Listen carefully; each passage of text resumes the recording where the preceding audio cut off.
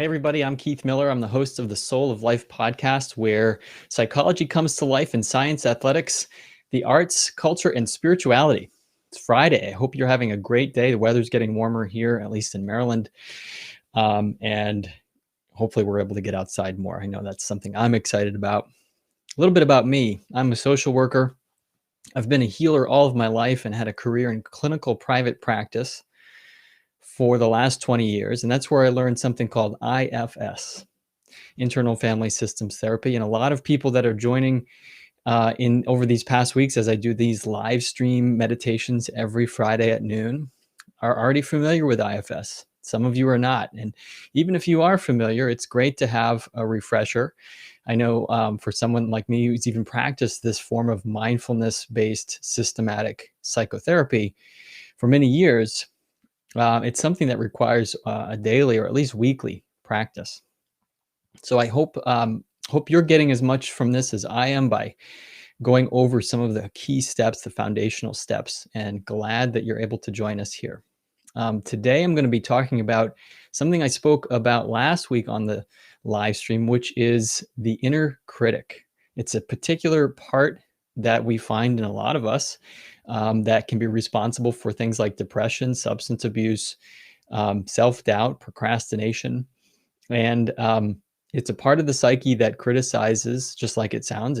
It criticizes you. It's a voice, if you will, that attacks us sometimes. Sometimes it's very harsh. Today, I'm going to talk about why it's really not that effective to try to override the inner critic or fight with it or get into battles with it, but offer a way that is mindfulness-based through IFS to begin to work with it, to work with our inner critic today. And I want to just name something here, for those of you who are finding out about IFS for the first time and hear some of the language that I use about these parts of us and this inner life that we have. It took me a long time to really realize that I had an inner life. And I think that's the case for at least half of the people that I encounter in my clinical practice. And maybe half of the time, everybody is operating outside of awareness of any sort of inner experience. We're just not there. Today in my podcast on the Soul of Life, I released an episode with Dr. Ellen Langer. She's credited by being the mother of mindfulness for her research on mindfulness and the science behind mindfulness and positive psychology for the last 25 years. And so there's a lot of interesting insights that come from just that purely scientific point of view that most of the time, she points out, we're not paying attention. We're not even aware that we're not paying attention.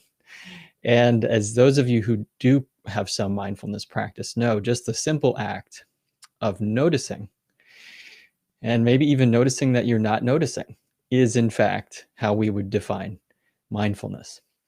She and I got into some interesting sort of quibbles over how we would define mindfulness, but that's how I've been taught and have gotten great results from just the simple definition that it's available at any point in time. It's not very difficult. It's a function of our learning new things. We have to notice something new in order to learn something. And we, in fact, do it all the time. She points out that we don't do it all the time. And I can see that. The glass may be half full or maybe half empty, but I tend to think of it as always possible, always at our fingertips, and really accessible. Otherwise, it can sometimes feel like, oh no, it's just another thing to worry about. I'm not being mindful. So just a short summary about IFS here, and then I'll lead a 10 or 15 minute meditation that is IFS based and based on sort of working with some parts.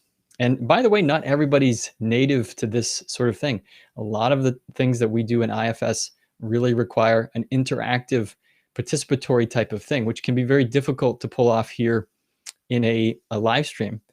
And so I'll depend on some of your feedback. I'm going to reference a survey form that is going to be posted in the chat, Google form, that you can just put some of the feedback about your experience with this format. And I'm open to experimenting to new formats, specifically inviting people to volunteer for a live demonstration, something I'm very excited about possibly offering. Doing a live demonstration with somebody is much easier to learn this process, which can seem a little kind of out there, I'll have to admit, I think, if we're just hearing this for the first time. So a word about IFS, internal family systems therapy. It's a way of working with our natural multiplicity, and it's a process that was developed by Richard Schwartz, who was dealing with people who were stuck with traumatic behaviors that stemmed from their traumatic experiences, like eating disorders and self-injury.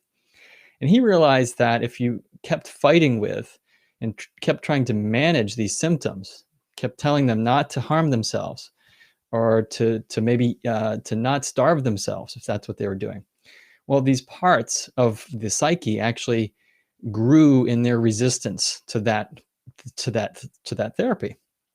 So IFS is a way of aligning with, getting to know, and stop fighting with these parts of us that are actually trying to do very important jobs for our psyche. And so that's what we're going to do today. We're going to try to get curious about and get into what we call self, which is a kind of a delicious mode that we've all experienced at different times. It's kind of the center of kind of higher functioning meta awareness, a sense that you can kind of do no wrong. You can kind of go anywhere. You're right where you need to be. And self has these qualities of calmness, compassion, clarity, courage, and a whole bunch of other C words that will evade me at the moment. They always do. But the point is, it's that delicious kind of center, the eye in the storm. And we can tell when we are not in self, because typically we have some sort of agenda. We have something that we need to do, a feeling that is taking priority, that's sort of taking over, almost like the driver's seat of our consciousness. And then it often gets bumped out by another part that just takes over. So if we're feeling down and kind of unmotivated to do something, that will go on for so long before we get really angry or something bad happens, and then we get like energized all of a sudden, really, really mad, and maybe this inner critic comes out and it pushes us into action, pushes out that sort of procrastinating feeling. And then what happens? Well, that gets exhausted, then the procrastinator part comes back. And so often there's these cycles. In traditional kind of old school psychology, we would think of a bipolar disorder, and it certainly exists as a very real biochemical type of cluster of symptoms, bipolar disorder. But in IFS, we recognize actually it's far more common in our human existence. It's in fact probably a native experience to be bipolar. And there are extremes of it where it becomes very, very dangerous to our health. But garden variety bipolar is pretty much what this is all about. We always are in tension with parts. We have conflicts with different parts. One part of me wants to be a good student and make A's and get good grades, and another part of me just wants to hit the ski slopes and play golf and just relax and have another week of vacation. Those are normal polarities. A lot of times we end up feeling shame for these polarities, and then what that does is that means we stop paying attention. Shame is a type of a physiological state that really kind of, it's like a disassociative thing. It shuts us down, literally makes the brain kind of meander. If you've ever seen the Grand Canyon, how it meanders, or some of these rivers, shame sort of makes us jump around. We can't get a direct connection. It's like we're avoiding the direct contact with an experience, usually a painful experience. So today we're going to focus on, and by the way, I want to give you, speaking of focusing, give you a book that I think is very important for people who are just learning IFS. It's called The Power of Focusing by Anne Weiner Cornell. I'm not sure if I'm saying her name. Anne Weiser Cornell, I'm sorry. The Power of Focusing. It's not an IFS book, but it is something that I find very helpful for people who are beginning to get curious about their inner life. Without worrying about all the parts and the system, the kind of rather complex system that IFS is about working with parts. The Power of Focusing just gives you a very nice ramp into noticing that you have an inner life, and then what to do when you notice, like how to notice what you're noticing. And so it teaches mindfulness for your inner life. Well, today we're going to talk about the inner critic.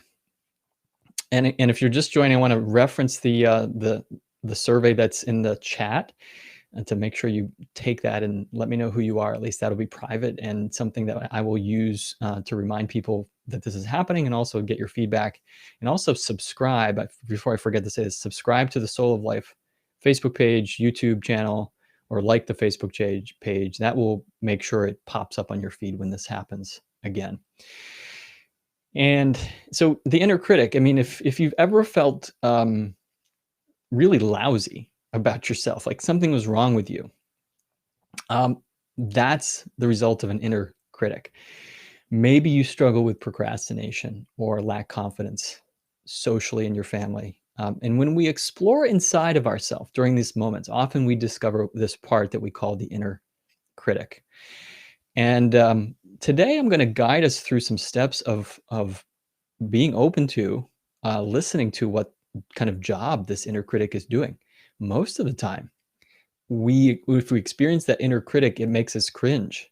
It makes us, we lapse into its polarized opposite, which is, the wounded child, or the procrastinator. We feel really small because of that critic.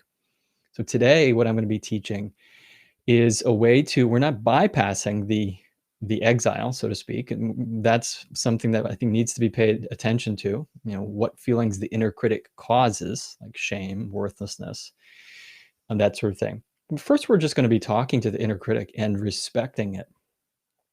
Most of the time, in fact, this can be life-changing to just begin working with protective parts of you, and not really worrying about the exiles. And that's one of the important steps in IFS, kind of getting to know what's behind the protectors. What is it protecting? What kind of painful experiences or memories did you have when this protector was not there to do this job, for example, of criticizing you?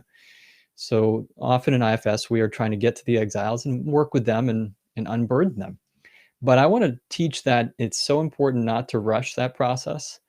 The exiles you'll be able to get to them in good time, but it's especially important to make an alliance, or to befriend and get to know that protector from a place of self, meaning from a place of openness, trust, respect, and curiosity, right? Curiosity. And sometimes it takes a little while for us to build trust with those protector parts. They have been not very nice to us over the years, so we might have a really difficult relationship with them.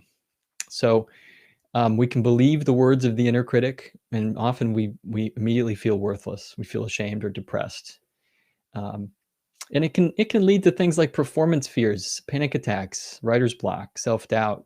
All of these are really like hardcore things. And then sometimes people deal with that by drinking, or any number of compulsive habits, just to get that inner critic to stop, right? We just want to overpower it with something. Well, there's another way. I want to offer another way of dealing with that inner critic. And we're not going to try to challenge it. We're going to just listen to it. So for the next few minutes, we're going to shift gears now. And I'm going to invite you to get into a comfortable posture. Maybe you close your eyes. Maybe you lie down on your back. For me, that's easiest to get sort of into a good place when I'm flat on my back. But you may be sitting straight. Let your eyes close if you're comfortable with that. And first, we're going to work with what you're noticing on the outside of you, outside the room. I always think it's helpful to work outside to in. So very simply, notice the wall in front of you. Very simple instruction here. And you don't have to open your eyes to do this. You probably know it's already there in front of you. Just bring your attention, as if you can move your attention like a beam of light, to the wall in front of you, to a spot. And just hold it there for a moment. And now do the same, moving it to the wall behind you. Noticing that it doesn't take any effort to direct your attention. And you're beginning to warm up what we might call the right brain, a bit of an imaginative, proprioceptive activity in our mind. It's not necessarily literal. You're not getting up to measure, well, where is that wall, right? It's not literal. It's a sense. So now bring your focus to a spot in the center of the room, the exact center, without getting up to go there, of course. Just knowing that you can pretty much move your attention to the center of the room.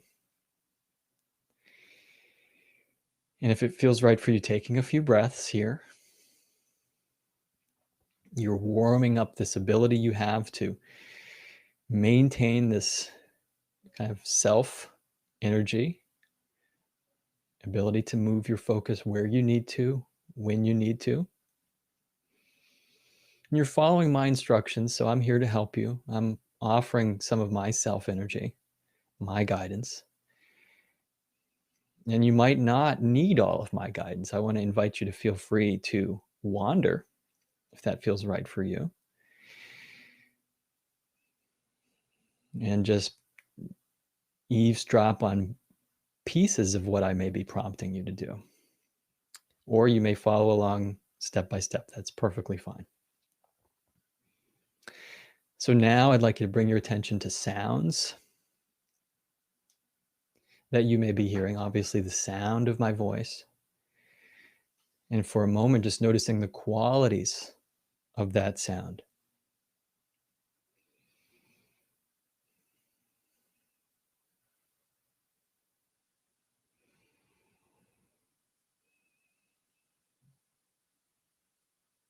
Maybe with gratitude or amazement at how this sound enters you from the outside world without you even knowing it, vibrating the air, moving, vibrating a part of your body. And your brain knows what to do with it, tries to make sense of it. And you're just witnessing. You're not needing to make sense of what the sound is. Do I need to get up? Is there something wrong? For now, you're simply letting it be there.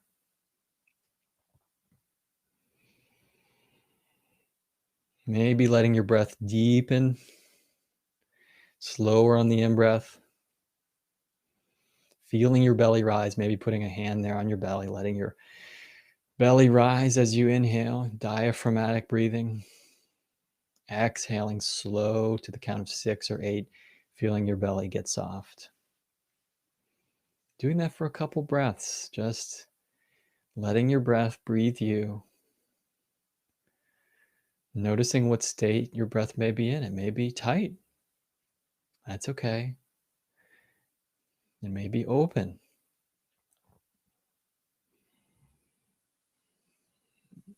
Curious about what can open a little more. Feeling comfortable. Noticing where there's discomfort. Paying attention to that. Attunement to what's around you.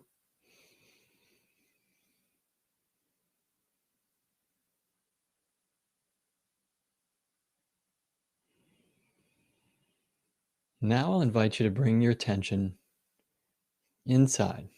Maybe just noticing sensations behind your face, behind your eyes, in your head.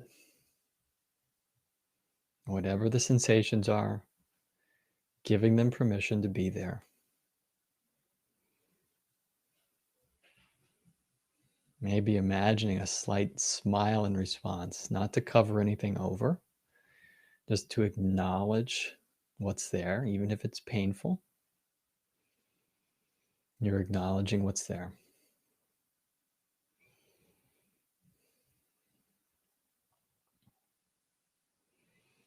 Now bringing your attention perhaps down to this middle part of you, the chest, below your voice, your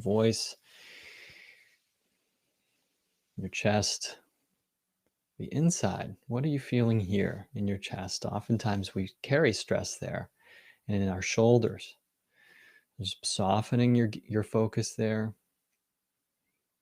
meaning that you're open to whatever's there. Maybe it's tight, maybe it's congested, and your response to it is soft. It's okay.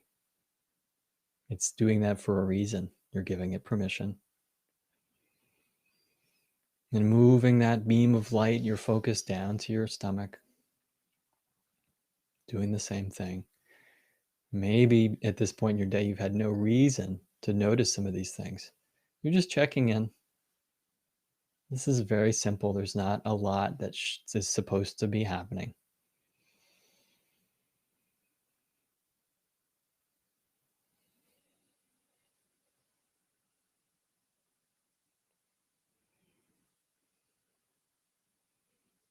And moving down to your legs, your knees, the big muscles of your legs, your calves, just checking in, wiggling your toes, your feet, feeling your feet centered on the ground. You are being held here by this wonderful earth, in this wonderful universe in which life can exist here. Taking in what you need in this breath, letting go in the out breath of everything you don't need.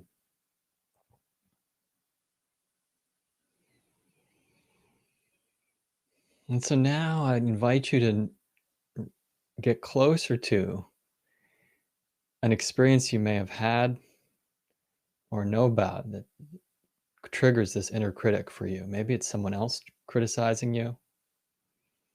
Maybe it's an event that recently happened, some response socially, some event socially or in your family. Where do you notice the inner critic? See if you can just get closer to that. Now you're in a relaxed place. It's safe to be curious. Almost like you're opening the door to a friend, a neighbor that you are interested in. Where is the inner critic? You're looking for it. Sometimes it's easy at this point for us to blank out. If we don't have a direct experience of that critic, this can be a little abstract. So if that's the case, just find your own target part. What that means is something that's relevant for you. If it's not the inner critic, focus on that.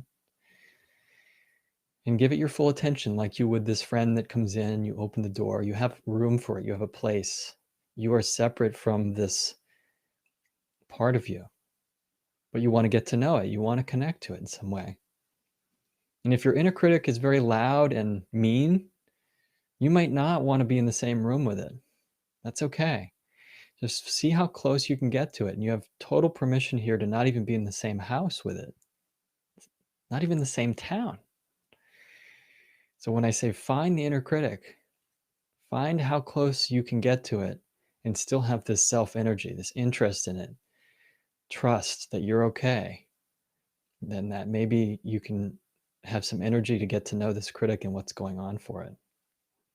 For some of us, that means keeping the critic in a room with just a small window. We can just see inside that window at the inner critic. And that's okay. But if you're open to it, maybe it's more integrated with you and you already have some, you've made some amends with this inner critic. You know what it's about. Maybe it's able to sit next to you and tell you what's up, tell you what's bothering it. Whatever the case, notice your relationship to it. Does it need to feel far away for you? Or if it gets close to you, do you feel afraid of it? Do you feel anxious by it? Do you feel ashamed and small? If that's the case, just find the distance that you can interact with it and still be curious.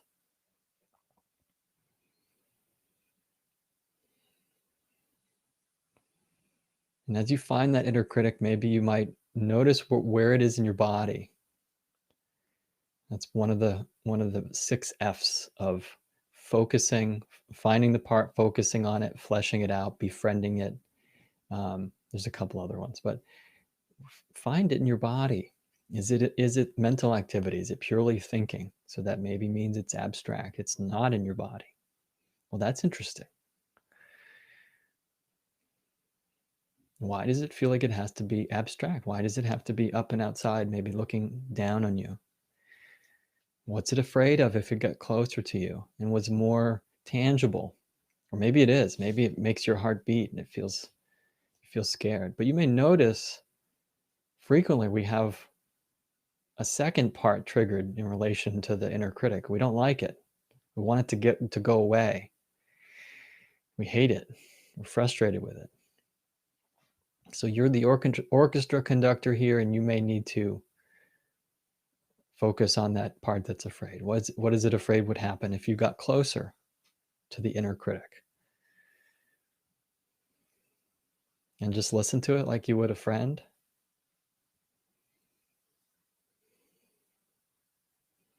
And see how it responds to you. You're letting the answer come to you. You don't have to think very hard.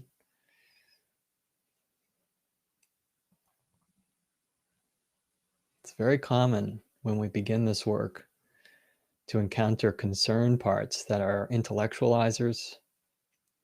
They're trying to make sense of, am I doing the right step here? They're trying to figure out the inner critic. They're trying to, dismantle it. They've got an agenda. So half the battle here is noticing more and more parts that you have. Notice if you have an agenda with this inner critic. If that's the case, then we're not going to work with the inner critic today. You're going to work with the agenda, the part that has the agenda and wants to get rid of it. You got to listen to that one first, the concerned part, before you can get to the inner critic and make any progress with it.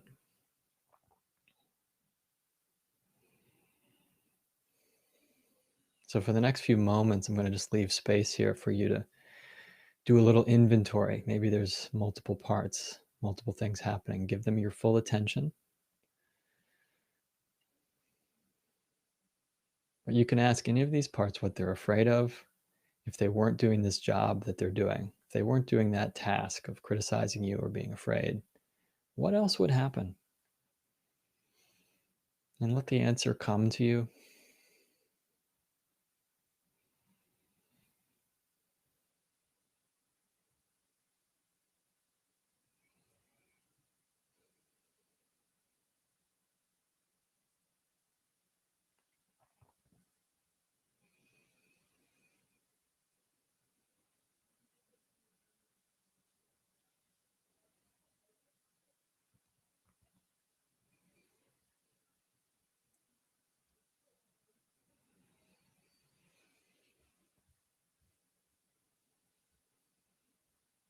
So often in our experience with parts, we are trying to make something happen.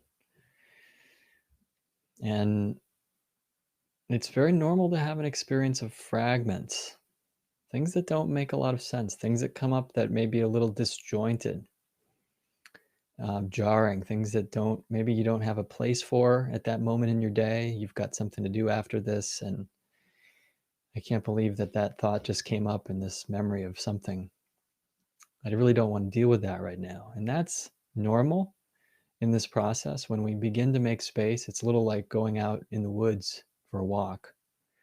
And when we're quiet, when we settle down, all the life comes out, the creatures begin to notice all the activity. That's often what happens with our parts.